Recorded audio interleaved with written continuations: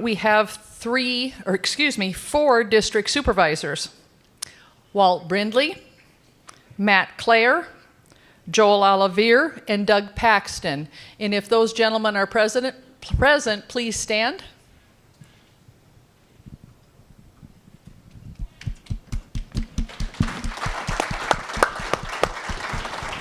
We're missing Walt. Oh, there you go. I've got a light straight in my... Thank you, we got them all.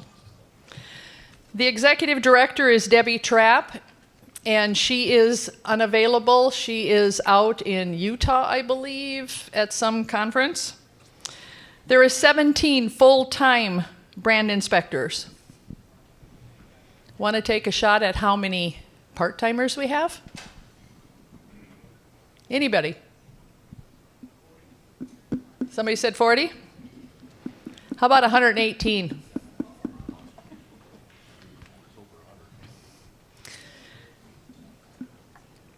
We also have 2 part-time investigators, Adam Masters and Owen Olson, and I don't believe either of them are here.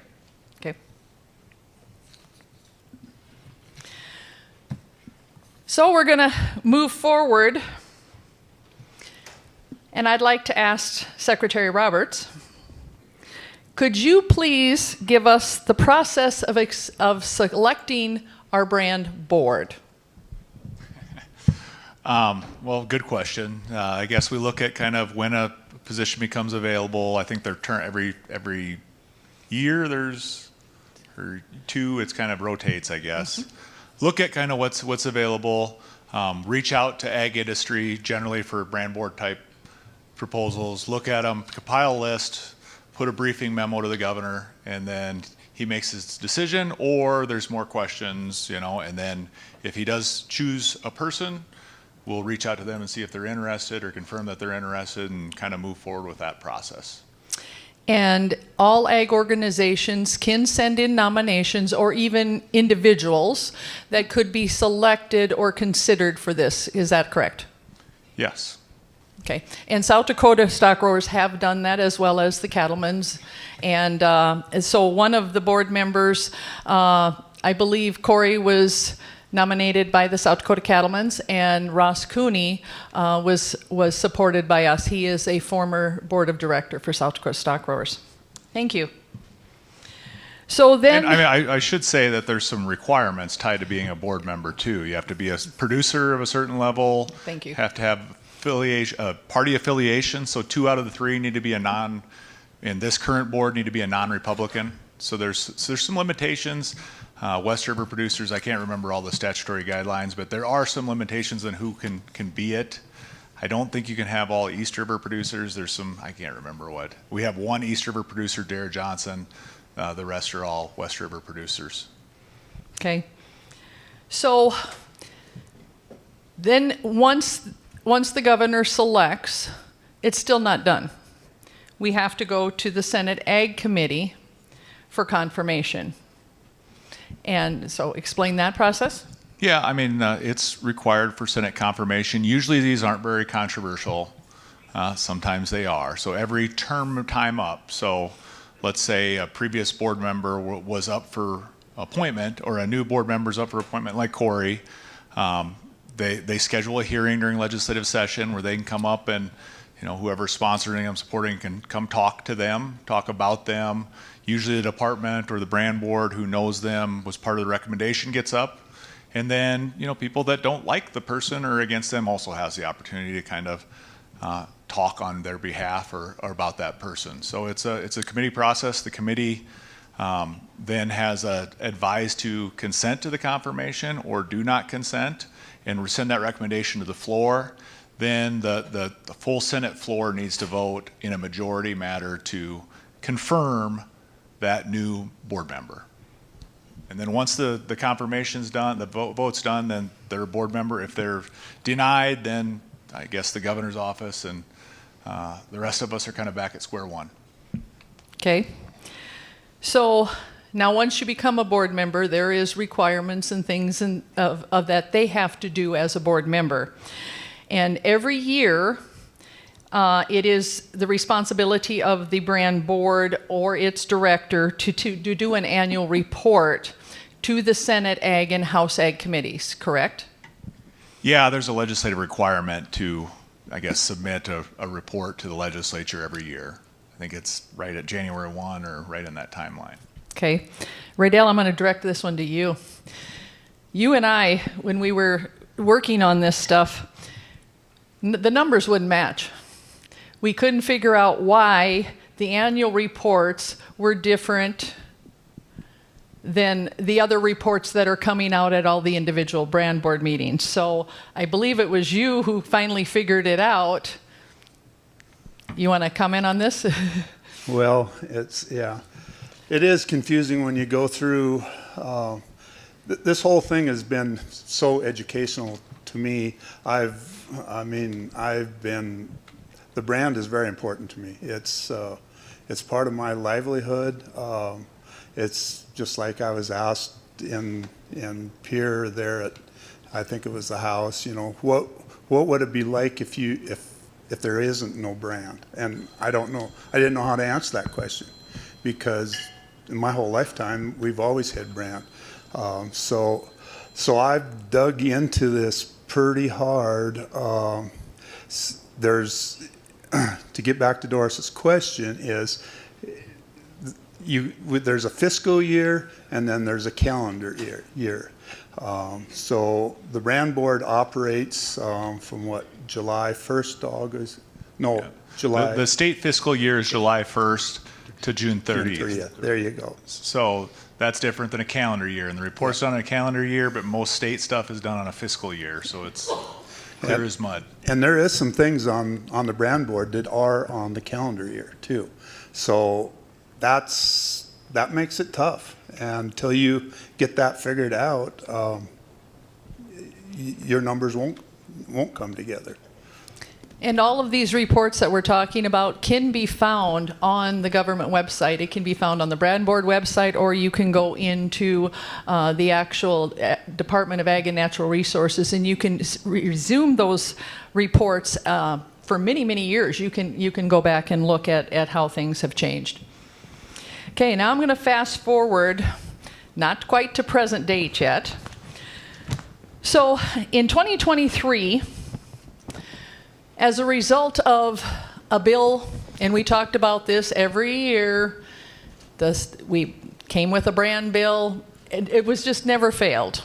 It was like the lobbyist said earlier, grab your popcorn, here we come again. In 2023, we had tabled HB 1201, which brought together key stakeholders to improve the program, not to change it, just to improve it. The meeting consisted of 3 individuals from each of the organizations: South Dakota Livestock Market Association, South Dakota Cattlemen's, South Dakota Stock Growers, South Dakota Farmers Union, and South Dakota Farm Bureau, along with members of the board and the director. And there's 2 people up here that has been in it, as well as myself, since day one. So I'm going to direct this one to either Corey or to Secretary Roberts. We started off with some of the same discussions that we have today. Theft and prevention, hold process, brand board budget, brand board organizational chain of command, inspector training, investigator training, inspectors' pay and reimbursement, regional inspectors, chief brand inspectors, fees, technology, renewal process. Did I miss anything, guys?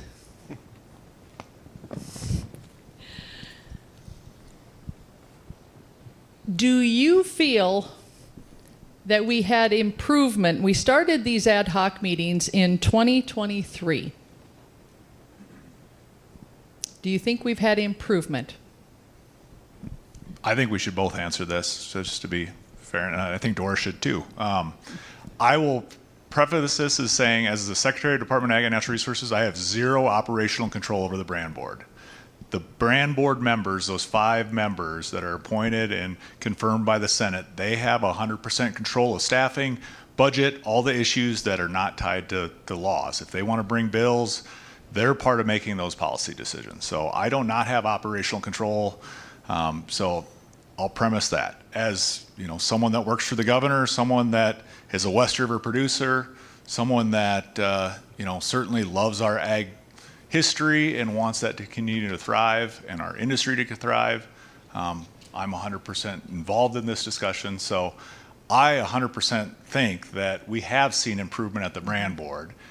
I don't think it's where we want it to be, but I think there has been some good improvement at the brand board. I think transparency-wise, we've come a long ways, and it's not, unfortunately, the way things work, we cannot have these meetings with thousands of people. But I think the people that have been in the room from 2023 and 2025 really did learn a lot more about the brand board and how those operations do. And it wasn't easy to get answers, but when we kept asking questions, we kept working on it. I mean, I will say Ray Dell and Tom Costello were great to have in the room, set their hat down, brought their heart and their brain in a fair way. With Doris there to ask good questions, and we had good, honest, back and forth discussion with the brand board staff and members. I think it was very helpful. So I think we have come a long ways. Do I think we should be further? Yes. Do I think that we have made some good progress and it's worth saving? Absolutely. We just got to keep working. And if you know a government that doesn't need more work, I want to see it, because I work for the government. We can all use more improvement. There's always opportunities to get better, and the brand board's one of them. I would echo what Secretary Roberts just said, and I think the key to it is we've started the dialogue and we've opened the lines of communication, and through the communication process we've honed in on what do you want, what are the essential elements of what you want. And how do we get there, and just trying to become more clearer. And then we've also opened just the lines of communications up and down and across the segments and everything too. So, and I think as with especially the governor's directives and our kind of the recent appointments and changing the board a little bit, I think you're going to see a board that is more engaged, more personally engaged. I know that's one of my goals is to, and we directors are going to take some ownership of some of these issues and work them out. Because, it's not just the posh political appointment that, Hunter went through earlier. We have some work to do. And through those lines of communication, we know what the job is and is expected of us, and we can work toward that in a better way. So yeah, I think there has been improvement, and yeah, we're on the journey. And I will answer as well. I too believe we are in the right direction. The part that I really like is I told you guys earlier, I started this job in 2022. And there was a lot of clashing horns, and our lobbyists kind of put it pretty good together. We're doing a lot of kumbaya now. We're all fighting for the same thing. We're fighting for protection of our livestock. I do appreciate the openness and the communication. I will thank Secretary Roberts for allowing us to get together in these small groups and hash things out, because the 3 people that comes from each organization, they should be talking to their directors and to their members. They should be bringing that. It shouldn't be 3 people going into a room. And I think that's what we're accomplishing. And we're bringing things out that I think needs to be done. So I am in unison. So in the course of the 2 years or 3 years, let's talk about this audit. That was one of the first things that everybody says, we want to audit, we want to audit, we want to audit. Well, Secretary Roberts did go to our auditor, our state auditor, and we had a controlled review. And they focused on certain parts of the brand program that was not operating in an efficient manner. Not saying it was wrong, it was just inefficient. And we never seen hard numbers, but you just commented, we have now seen hard numbers presented to us where we can actually put a spreadsheet together. Secretary Roberts, any comments? Yeah, I mean, I guess, what is an audit? It can be lots of different things. Forensic audit, operational audit, there's lots of different ways to look at it. What we did is we hired legislative audit. They have a staff of auditors that review all governments in South Dakota to review kind of the at-risk things, the higher priority things. Payroll and employee cost is like 87% of the brand board's budget. So that's where most of their money's going. The vast majority of that goes through the state budget system, which is audited every year. So we didn't think there was much risk there that someone's stealing money or money's being appropriated the wrong way. We did have legislative audit kind of focus on all the rest of the stuff. So instead of spending months and months and months and hundreds of thousands of dollars of our brand board dollars or our state government agency dollars, we focused to that narrower scope where we actually thought there were risks. The Auditor General agreed that kind of was where we should be doing this. That's what they had the staff time to do, and I think it did give them a pretty clean bill of health that there's not really bad things happening at the brand board. There are a few things they should tweak and do better, but they're generally, the money's being spent where it's supposed to be. Okay, very good. Yeah, and like that, and that's another way where the lines of communication come important again, because when you use the term forensic audit, Attorney General Jackley here, he went to Tech. Well, I went to BH, so we're mortal enemies anyway. But I was in the business division, and a forensic audit means a certain thing, and then it means you're looking for criminal intent, and that people bristle up when you use that kind of terminology and frame it in that way. And like Secretary Roberts said, there was no need for that kind of an audit. On the legislative review and and the procedural things, yes, we're doing things according to Hoyle. Down the line, what needs to be addressed can be addressed through that. But let's not even use inflammatory rhetoric if we don't have to. And it just helped. And I think, again, we got to the numbers and the process, and one of the processes we're working through, and we're forming a new policy because of it. And we're working on it. Okay. So in 2023, we were told that the current inspections was costing $1.18. So we're 3 years later. That has now increased each year to $1.30, to $1.35, to now $1.41 was beginning, and now I think at our last brand board meeting that we attended, it was $1.49. Let me remind you, it was 2008 we set the dollar cap. 2008. And we finally got it through legislation this year with a bunch of kumbaya to increase the cap to $1.65. So I read you the dates in which the caps has changed.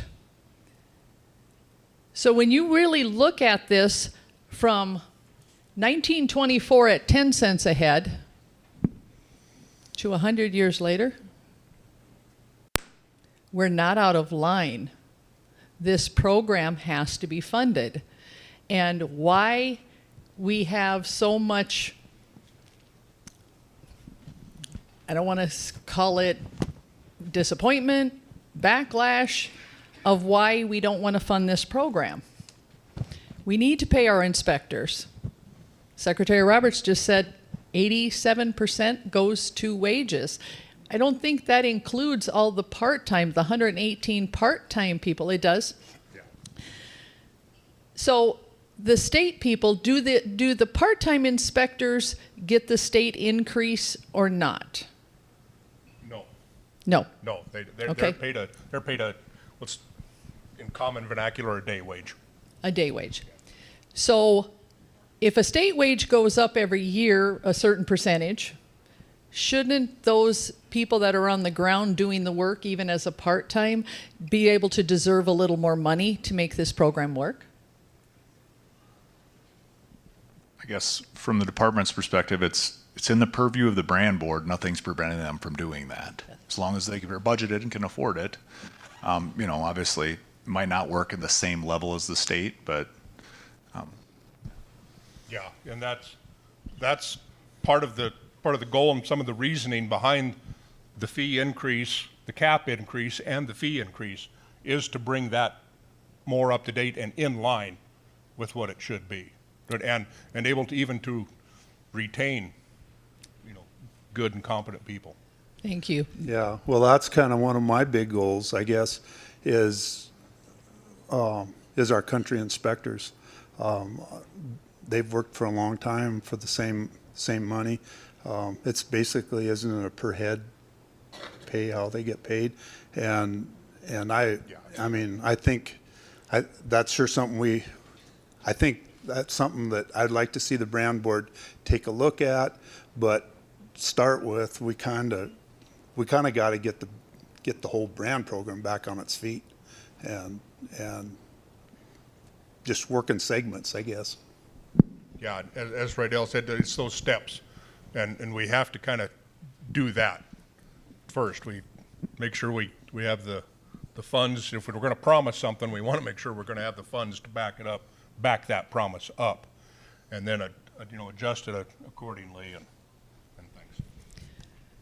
So this last resuming of our ad hoc meetings, we talked about several issues of ways to increase the funding, not just with the brand inspection.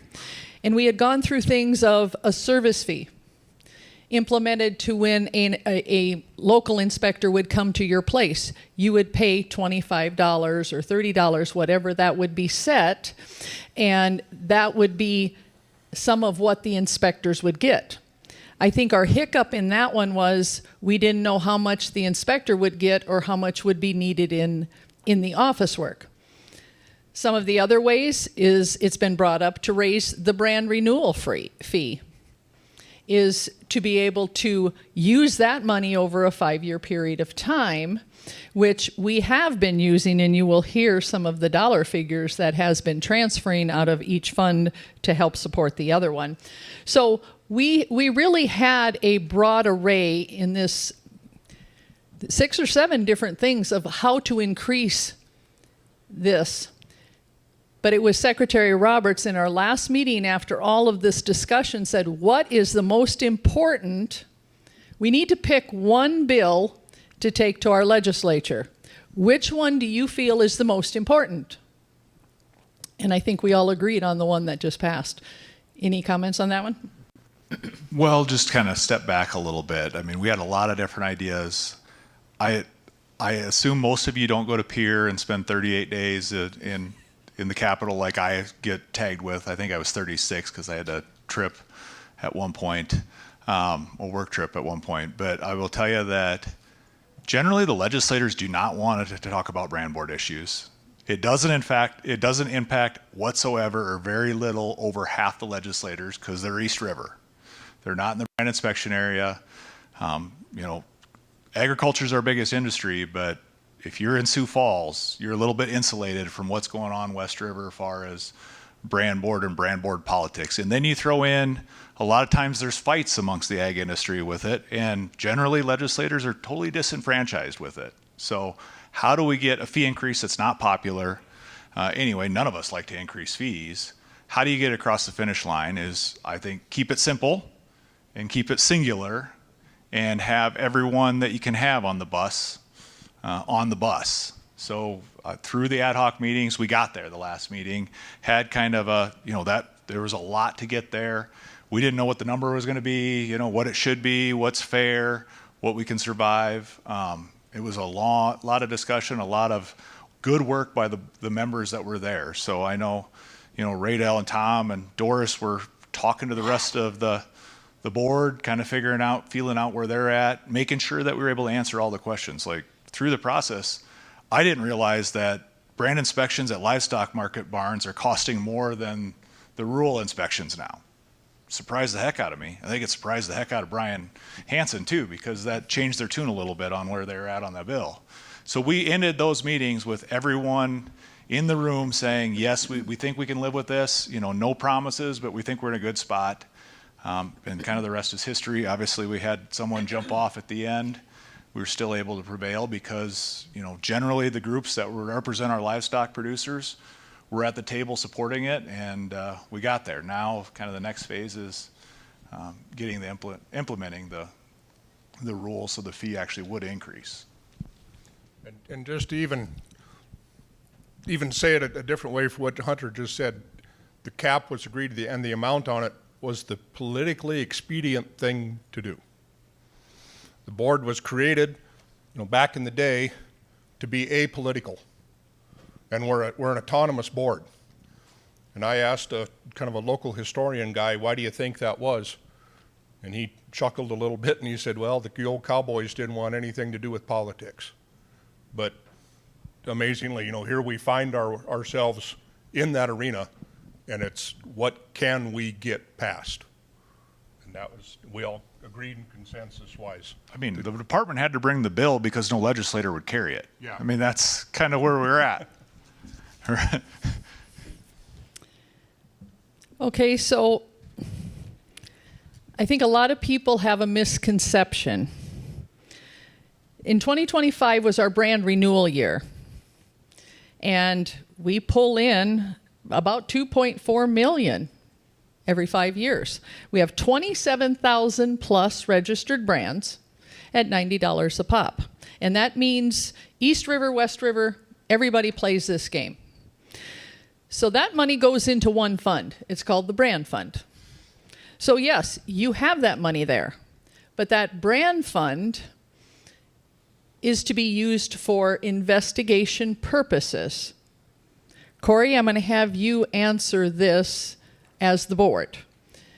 What else comes out of that fund? It is generally investigations.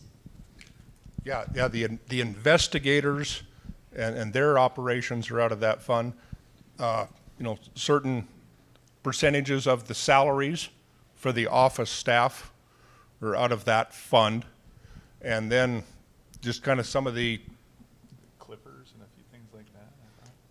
well, that can comes come out out of of either, or, and then that can get funded out of some of the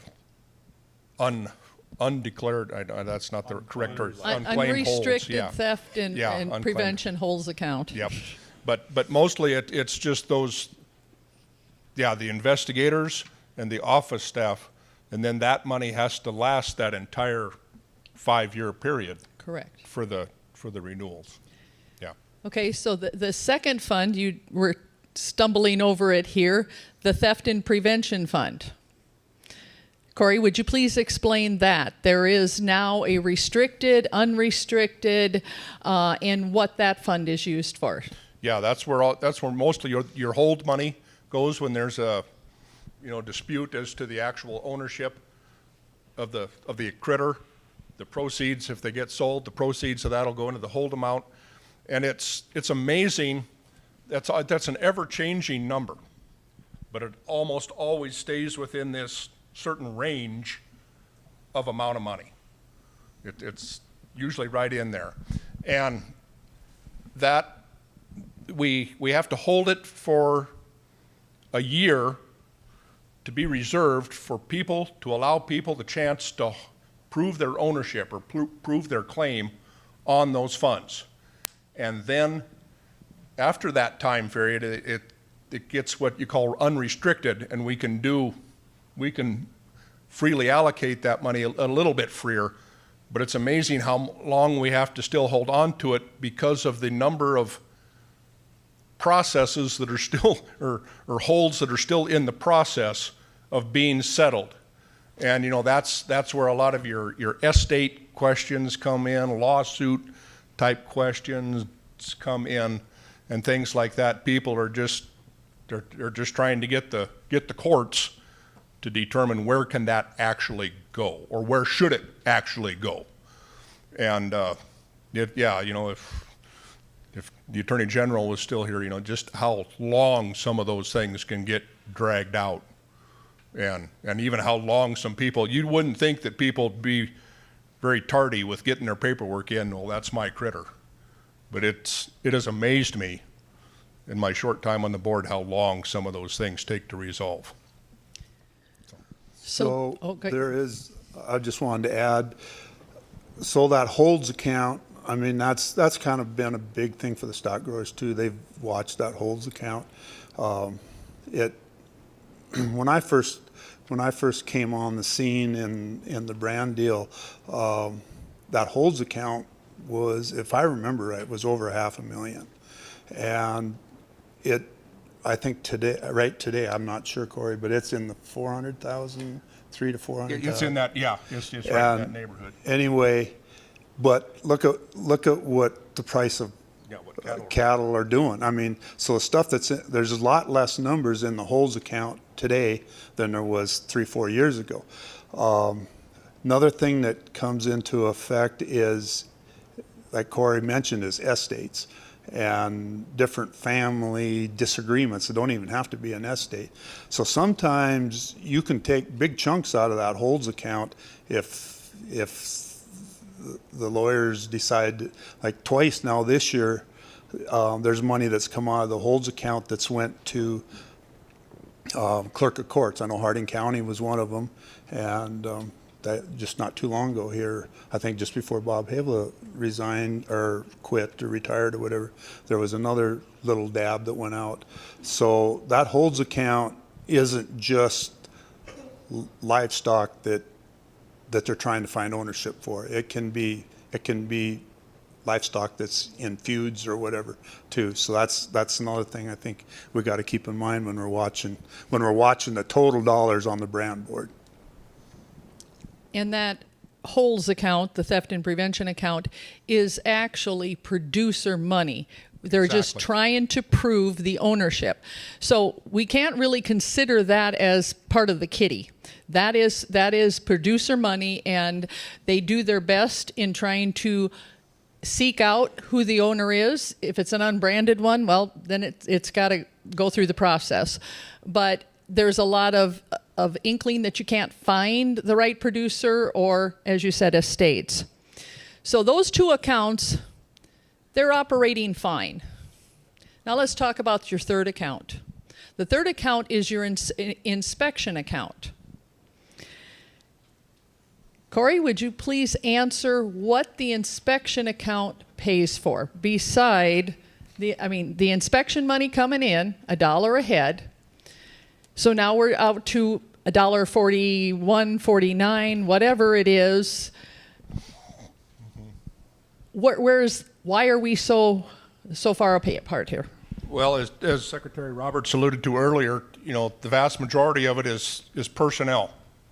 And that includes wages, benefits, and something that has recently happened at the state level is full-time and part-time inspectors are reimbursed at the federal rate, the federal rate for mileage, excuse me. And this year it's 72.5 cents a mile. And previously, I'm sure, and I can't remember exactly the year, it was before my tenure on the board, but they went at the state rate.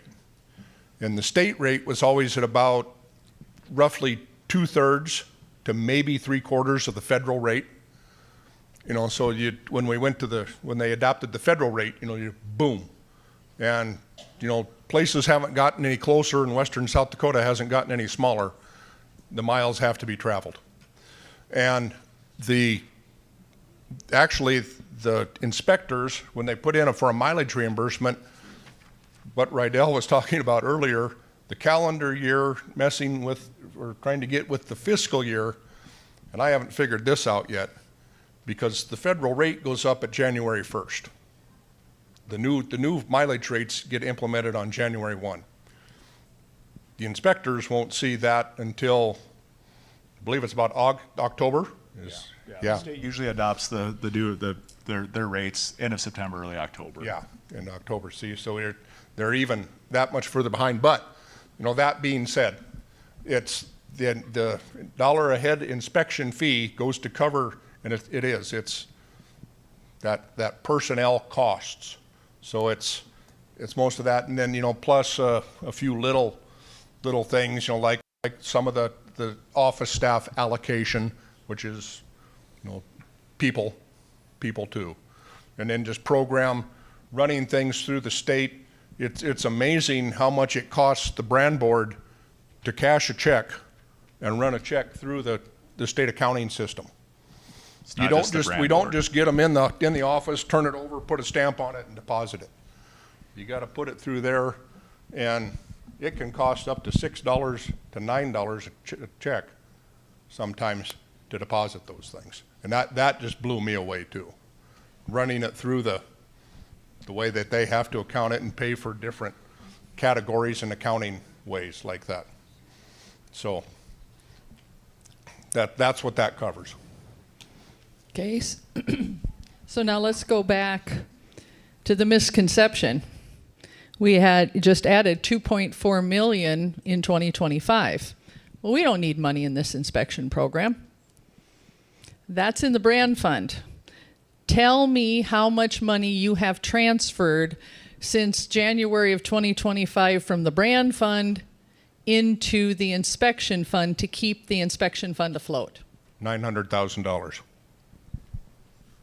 Last fiscal year, we put in, well, since we're now in fiscal year 27, correct? Yeah. I even still have to stop and think about it. In 2026, we transferred 400,000. In 2025, we transferred 500,000. So there's your 900,000. 900,000 came out of the brand fund, which is to help with the investigation of theft of livestock. Why are we robbing Peter to pay Paul? Because Paul was the only one there. Yeah. That's where the money is. Yeah, Paul's holding the money, yeah. So if we want to beef up our investigation program, and the next people that are going to be sitting up here is going to be the guys with badges and hats over there. And that's why we're all being a good crowd today, too. If we want them to do their job and we want to have investigators to help them do their job, why are we stealing from that account, and why are we not self-funding the inspection fund when we have not increased our inspection fees, but cattle prices have increasingly gone over the last 10 years? Well, I mean, you need a fee increase in statute to do that. And I mean, legislature's a reactionary body generally. They react to demand, a must. And generally, 2023, when it was first tried, or 2024, when it was first tried, it just didn't have enough oomph to get over it. And I think the gun was to all our heads this last time, and therefore the legislators, that we were all on board. We worked very hard on the front end to kind of justify the means, and that's why we were able to get it. And, you know, I guess I think all of our perspectives up here, I don't want to talk for everyone, but if we do not have an adequately funded brand board, how are they going to do their job? I mean, it's not fair to expect them to do more with less. Yeah, you know, that's the experience that I have as a rancher is paying off very well, you know, on the brand board, because, yeah, I'm not that old. I'm not as old as a lot of people, but I can remember the 80s and, you know, just how tough it was in the early 90s. And it's no fun trying to do more with less. And it's also kind of a testament to what the results of the ad hoc committee were in those communications we talked about earlier. We could put in definite terms and terms that even Ray Dale and I could understand, you know, numbers wise and budget wise, just to see how far under budget and how far under break even we were. And then that, I think that helped educate the legislators, as Secretary Roberts said, you know, that this is not working. But it was through that dialogue that we had, and let's get these numbers in a format that we can all understand, and we did that. Fastest way to kill a program is not to fund it. That's very, very powerful. So right after the bill was passed, literally within the next week, Governor Roden sent out a directive to the Brand Board.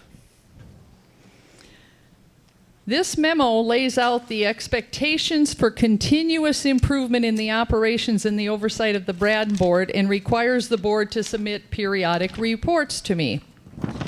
Now, this directive was published in our spring magazine, and now the reports, the first 2 reports are in our summer magazine. So if you're a member, you're getting this stuff, and I encourage you to look at it. If you're not a member, join. We have extra copies out there in that barn. There's all kinds of freebies, so please take advantage of them. Those magazines are chock full of information, and that information is what we strive on, is because when you guys read it and you know what's happening, then we can help make the correct decisions. So the governor's directive. So the first one, the corrective action to review further development, implement, and maintain check cashing internal control policy. The deadline to complete this implementation was March 12th, to review policy maintenance in a 90-day interval and report to the board on compliance. Now, this has also been updated 2 more times. We've had 2 more reports.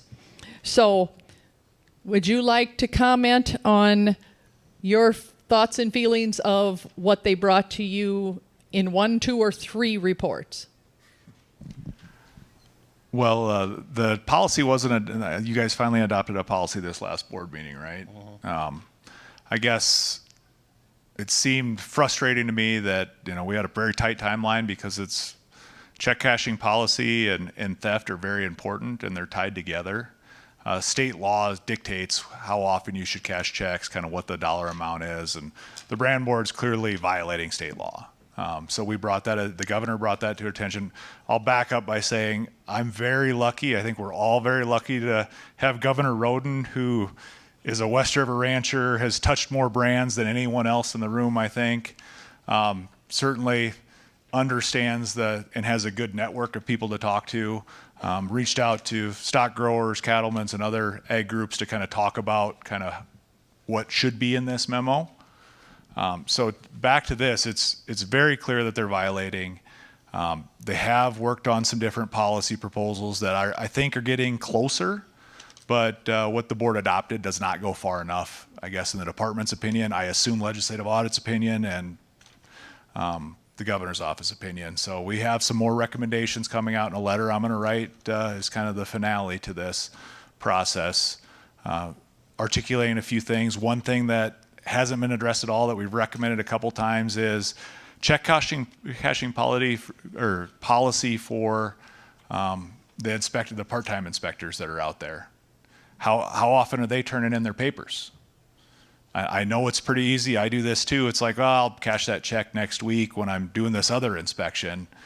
Holding cash, holding checks in your pickup, or just not keeping track of them creates problems. It creates opportunity for things to go south. So I think they should include something on that, kind of, you know, if you've had this money for this long, you know, some sort of policy that defines what the rules of the game are.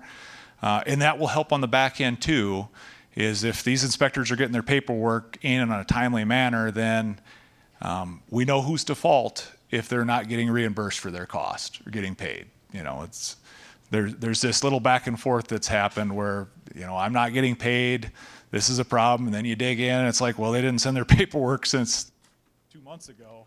Hard to pay. I talk too much, I guess. Hard to reimburse in that. hard to Yeah, geez, Hunter. it's hard to reimburse what you don't know is supposed to be reimbursed or pay. So that's one. So I didn't think this would be a big challenge. I mean, we put March 12th in there, and it's July 20 or 21st, and we're still bucking a little bit.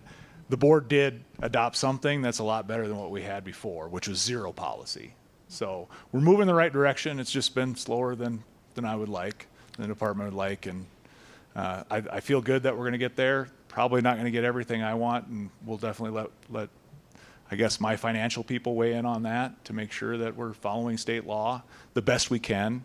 I know the brand board, they when it's renewal season, they get 1 million checks in a month and a half, 2 months timeline, and they get backed up. Well, how do you accommodate for that? Well, I think there could be some flexibility in the policy there, but generally the day-to-day stuff, if you have 10 checks sitting there, you should cash them. That's what state law says. And that's what we are working on, and we're working.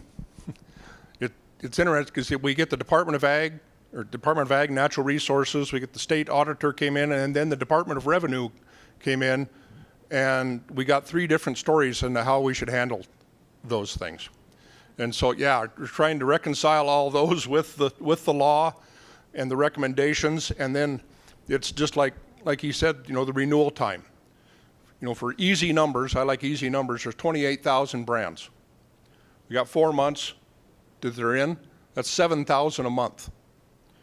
And you figure the average month at the beginning of the year, taking federal holidays, state holidays, and a couple of days of weather, you might have 20 days working time to go through all those checks. Okay, that's 350 a day. In addition to the regular paperwork that has to get done in the office from the day-to-day operations. And part of the policy that we're working on, I don't mean to surprise our supervisors here, but we're going to maybe look to them to hold the local guys in their jurisdiction, the full-time and the local guys, to get their paperwork in a more timely manner. And maybe part of the process of doing that is one of the lower down directives is implement technology. We're looking to implement electronic technology, books, to be able to file it, because it's hard for even our supervisors don't know how many inspections the local guys are doing until the paperwork gets filed. They really wouldn't have any idea. So now, we're trying to get those cross checks in place to be able to do it. See, We got one. this is what's wrong with state government. Can we get another mic up here? I did not know that you're getting 3 Is one different not stories. Why don't we get all of us together? It's not hard. No. We have staff. I mean, why wouldn't the brand board ask for more help? Get everyone together. We're getting 3 different stories. I haven't heard that. Seems kind of simple. I don't like to have to complain about directives and not meeting them. It's not the funnest thing to do. And again, that's just why, from the dialogue and the communication is important. And that's, yeah, I guess I'm glad we came to Rapid today. Yeah. Okay, so the second directive of our governor was corrective action. Convene law enforcement agencies together to integrate brand checks with other duties in traffic stops, wait stations, ports of entry. The deadline was to hold meetings with law enforcement. We're going to hear a lot about this in the next one, so we can kind of skip over it, but just so that you guys know, and to require a report to the board for recommendations. So just touch briefly on it, and then we'll let the sheriffs take over. Yeah. We've done that. Some of our directors and especially I don't want to call him your director, but Ross Cooney. Ross is from down in that Oglala country, and he's the state's attorney from down there is going to be our next attorney general. And part of the divvying up the jobs of the board is Ross, and we haven't fully decided if Haven, with his law experience, is going to help ramrod that, or if Jake Longbreak from up on the Cheyenne Reservation isn't going to kind of help try to do that, because, you know, when you enter the sovereign nations of the tribes, you know, that's a whole another ball of wax that has to be resolved.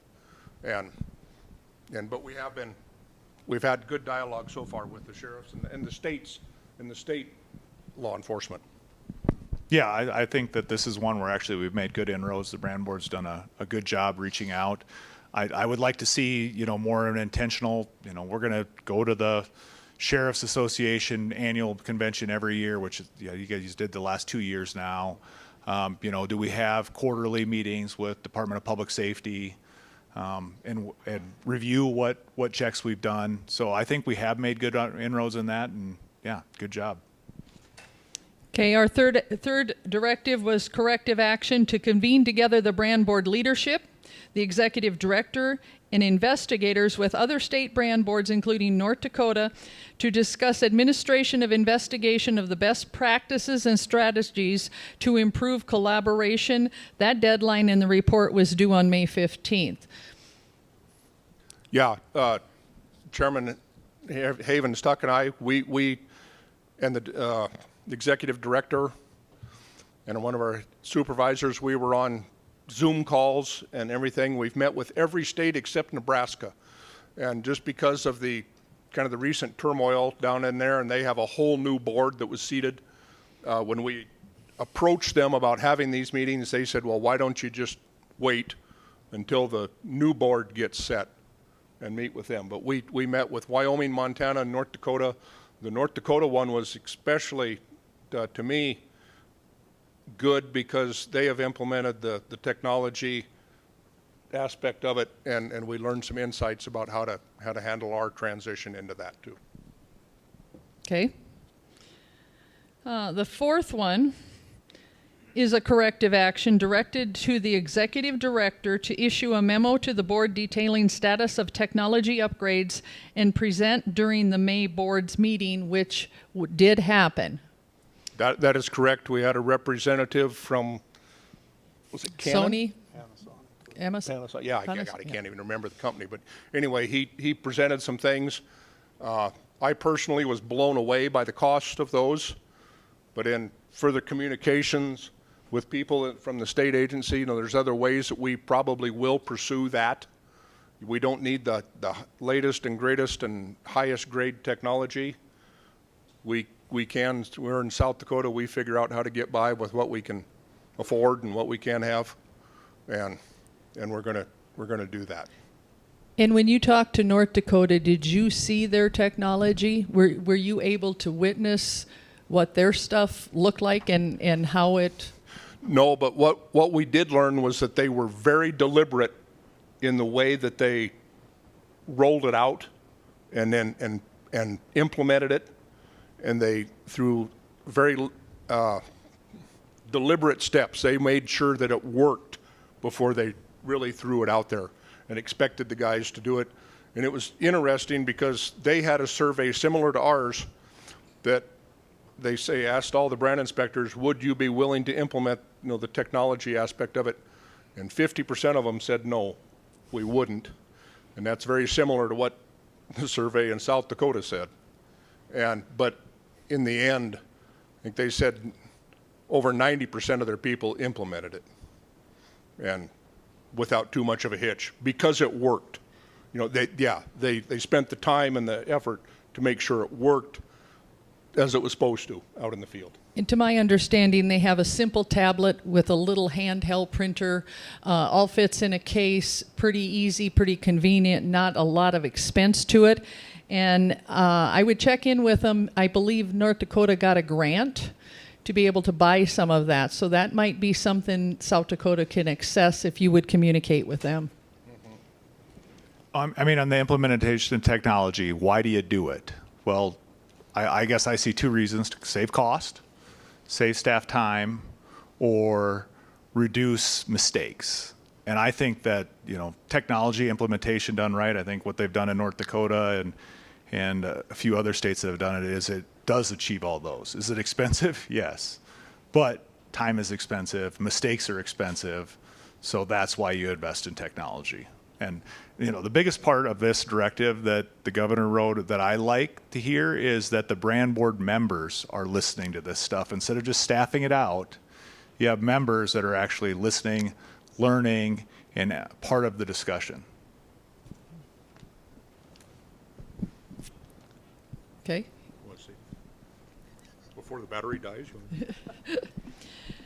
Okay, the last one of the governor's directives was corrective action to direct the executive director to issue a memo to the board on the benefits and consequences of expanding the brand investigator enforcement powers beyond arrest authority for brand law enforcement regulations and present during the June board meeting, which was done. Comments on that? Yeah, it's an interesting thing that our investigators can investigate brand law violations. If you're caught violating the brand law, you misbrand something, you're in possession of something that's not your brand, they can get you for that. You can have a whole trailer load of cattle that you stole, but they can't arrest you for theft. Our investigators are limited to brand law enforcement. And that's what we're, through some dialogue with the attorney generals and even the sheriff's departments and everything, we have to cooperate with them and the state's attorneys to do that.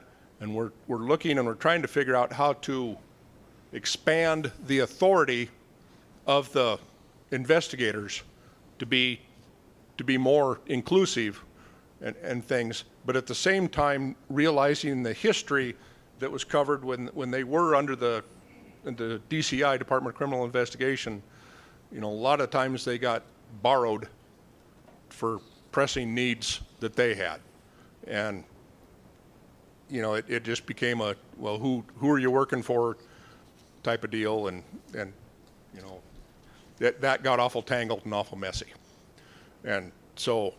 But that's kind of the way that I interpret, especially that directive, is we need to give them more authority to do things, and even if that's broader legal authority, that might have to be a legislative thing that we have to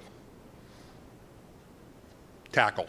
I'll use that term. Yeah, I guess my perspective is that it's always been kind of a tough nut to crack on how much authority they have. I don't think that I want my brand renewal fees paying for a drug investigation and prosecution. I don't think that speeding limits, tickets, and things like that. I don't think we want our brand our brand enforcement officers out there, investigators doing that. Or in the alternative, I think the North Dakota model is that they have more investigators and they have a much broader scope of what they do, but then they have alternative funding sources that are outside of the brand program. So I think that certainly it's great that we're having these discussions. I don't think that the executive director had the answer of or a recommendation on kind of which way it should go. I guess I'm glad that the discussion continues to happen. And, I don't think there's probably a perfect way to do this, but I also think that I don't want to pay for drug investigations and things like that as a brand owner. I just don't think that's fair. I use my other tax dollars for that. Okay, so now the reports have been filed. We have a future to look forward to of more conversations, more ad hoc meetings, I hope, to continue to improve the program.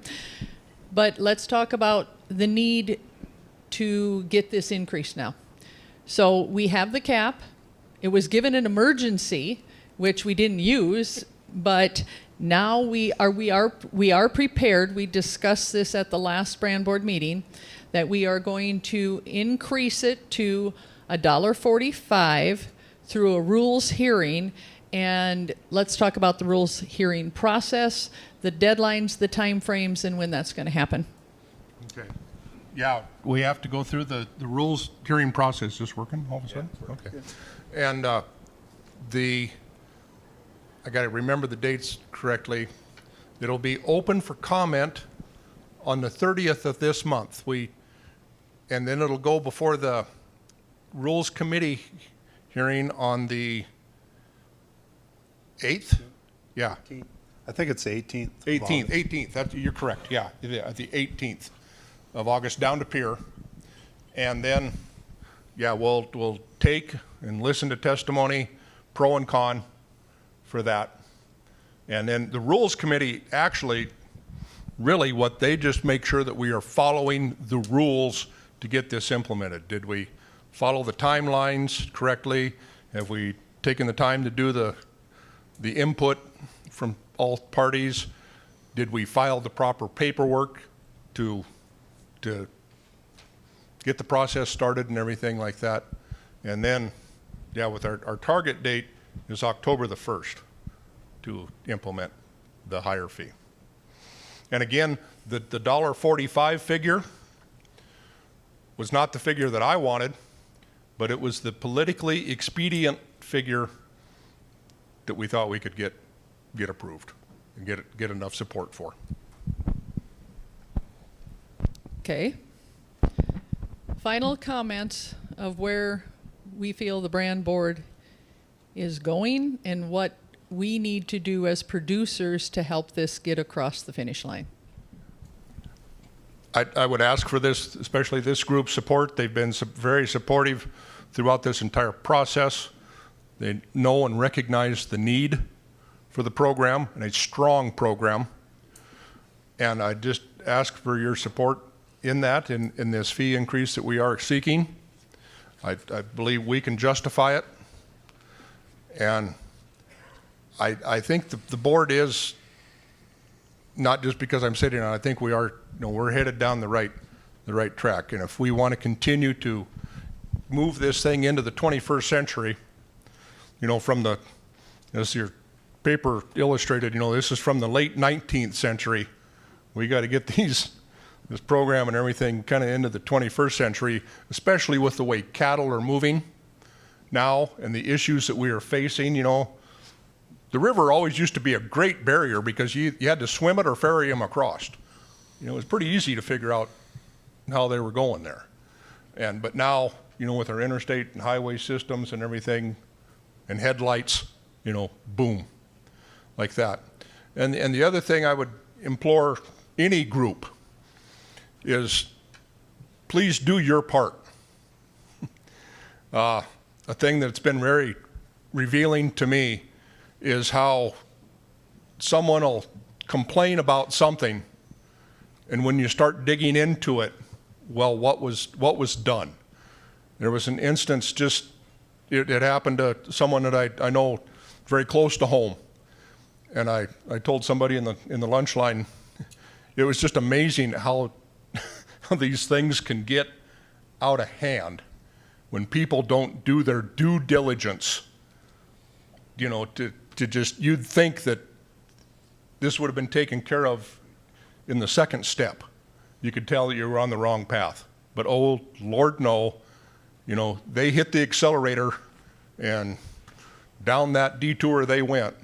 And yeah, we finally got it resolved at the last board meeting when we released the hold to the clerk of courts.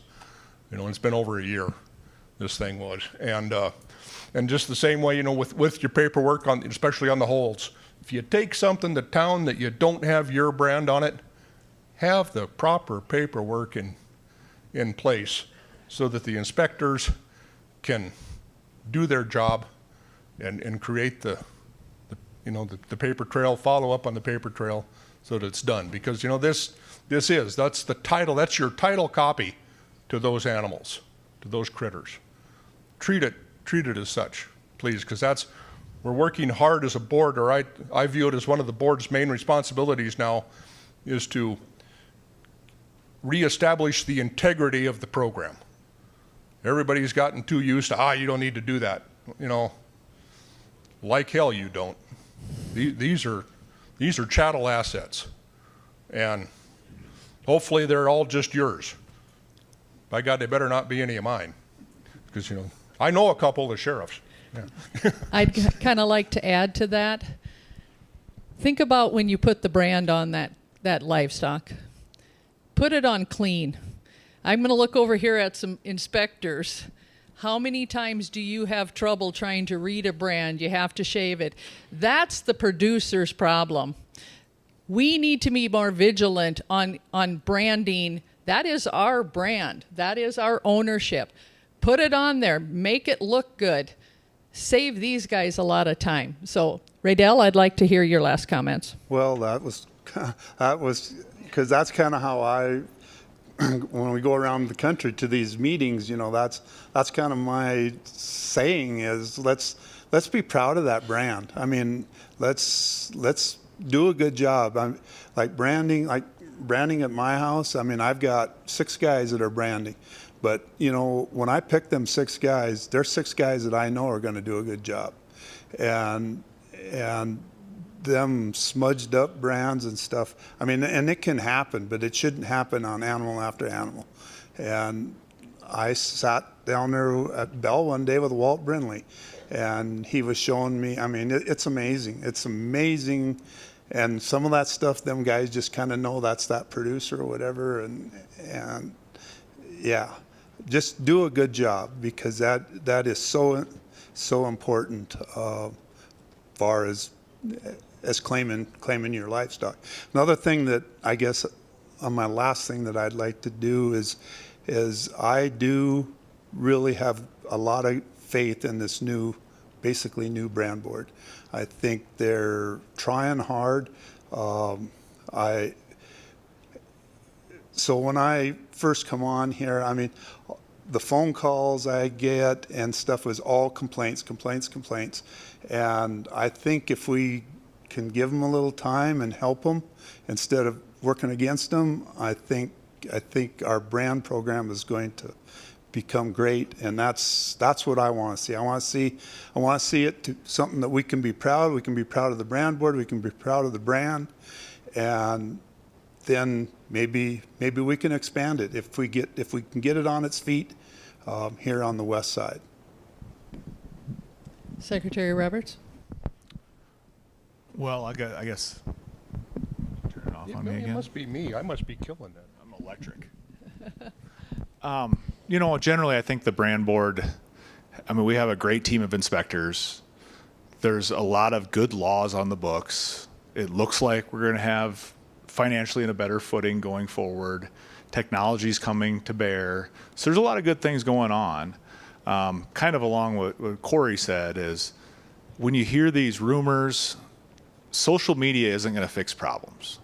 Pick up the phone and call a brand board member, call a brand inspector, call the office, and let them try to fix things or at least dig into things instead of complaining on social media with something that might be half-truths. Let them kind of work through the process and try to figure it out. Are they going to resolve it in one day? Probably not most of these. But I think generally, you know, we have a great group of inspectors. They're great citizens trying to serve our producers. So give them a chance to do right by you before you throw them under the bus. Because I think this program is worth saving. I think it's very important for myself and our producers, and we need to keep driving forward to make it valid. You know, the old saying is, get used to change or get used to being irrelevant.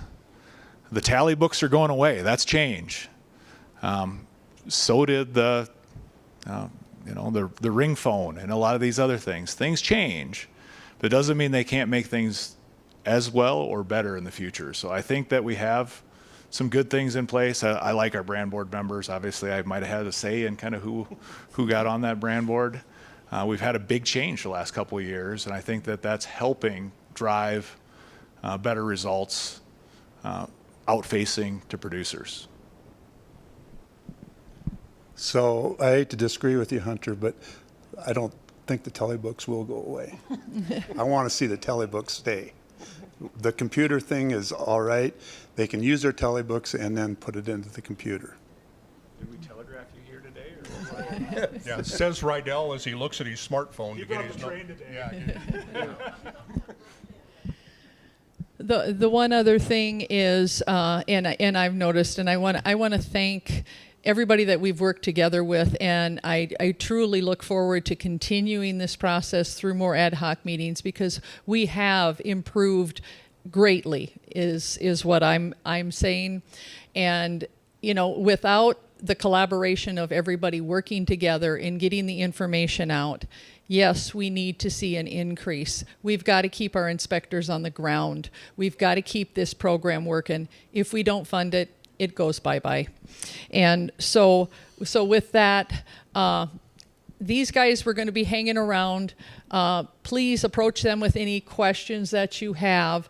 I'm not going to take a bunch from the floor because we've covered a lot. We've got a lot more to go here, and I want to bring up the other guys. But thank you guys for coming and for the frank discussion, and misconception should be out of the window by now. So thank you guys.